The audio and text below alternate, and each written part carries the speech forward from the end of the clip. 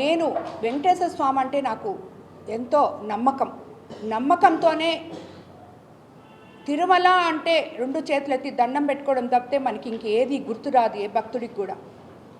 అంత గొప్ప విశ్వాసం ఆ స్వామి అంటే.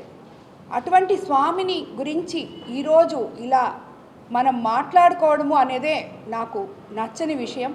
ఏదన్నా మనకి చేతనైతే ఆయన మనకిచ్చిన దాంట్లో 10 రూపాయలు ఆయన భక్తులకి కానీ ఆయన దగ్గర ఉన్నదానికి కానీ ఉపయోగపడేలాగా మనం సేవ చేసుకోవడానికి భగవంతుడి దగ్గర ఉన్నామే కానీ భగవంతునికే అతీతంగా పోయి ఆయన ప్లే కార్డులు తీసుకొని ఆయన్ని రాజకీయాల్లోకి లాగి రోడ్ల మీద కౌన్సిల్లో ఎక్కడ పడితే అక్కడ ఆయన గురించి ఇలా మాట్లాడడం అనేది నిజంగా చాలా బాధాకరం.